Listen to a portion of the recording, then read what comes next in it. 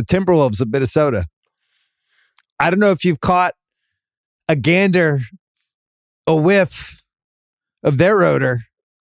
It's not a great odor. There's not the body language doctor. I had to take 2 Advil because my head was throbbing from all of the bad body language stuff that you're seeing in the games, the weird quotes, the Towns monologues, the questions about what kind of shape Edwards is in, the plus minus stats and the possession stats of when Gobert and Towns play together.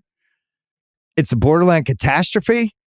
It's panic time, House. I think it is. Well, and that one is fair. See, I'm willing to be concerned about Minnesota. I'm not going to give them the benefit of the doubt because they made an all-in move. I mean, an unprecedented. We've all been through it. You've adjudged it one of the worst trades in the history of the league based on I was too late. I wish I'd gone further.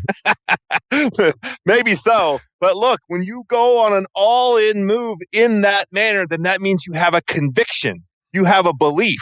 You've looked at what you have in terms of the players, their personalities, the chemistry they have, that head coach in Chris Finch, and you say, we believe that we can take all of this and build it. We're going to elevate it with Rudy Gobert. Now, what have any of us seen in a full decade's worth of Rudy Gobert that suggests that elevation was that he was that kind of guy, that he was going to be a force multiplier? All of us were skeptical. You more so than me for sure, and maybe Vernon as well. But they have a problem because Towns and Gobert through a dozen games can't play together, can't be on the floor together. So yeah, who could have guessed that? Vernon has to host a podcast. It's basically like they have those election deniers. He's hosting with a Gobert trade denier, KOC. Look, let me tell you something. I'm going to get to see this team in person on Friday night. Oh, my God. What a Friday night that is. That's going to be unbelievable. I cannot wait. That being said, I covered that playoff series last year. And then that was part of my calculus for what are they doing? Because I thought, regardless of my opinion of Rudy Gobert, okay, regardless of that and what I think about it happens to him in the playoffs or whatever, there's Gobert truthers and then there's me, and we're probably both too radical. I'd like to, can I be with you wherever you are? Can I just stand next to you? Thank you. You can be with me. As a observer of a playoff series, Minnesota 100% could have beaten Memphis last year.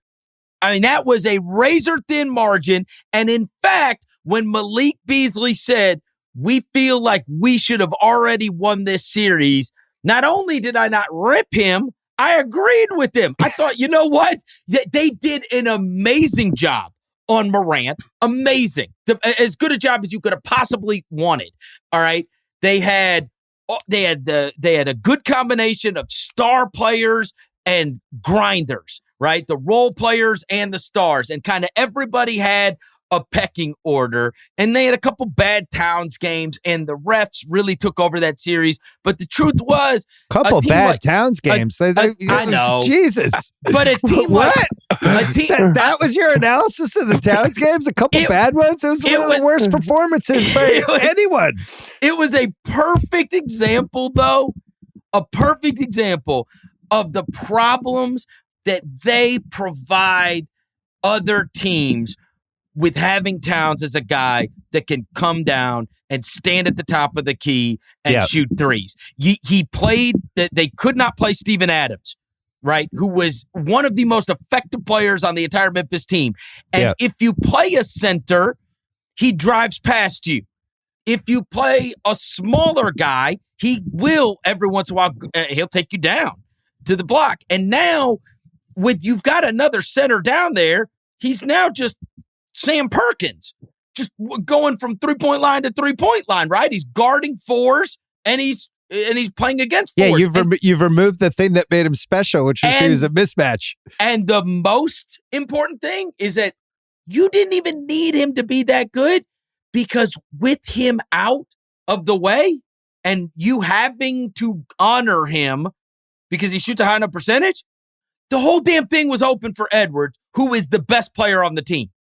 How about this? They traded for the wrong fucking guy in Utah. Nah.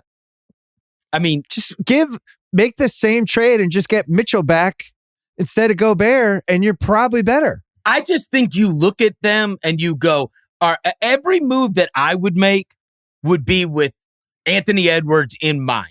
And I get it. He's young, he's immature, whatever else. But how does this fit with Anthony Edwards? Well, they sped up the timetable on him, and they made it seem like he's in like the Tatum right now, where we were talking about how Tatum's going to be 25. He's moving into Edwards he's a pup.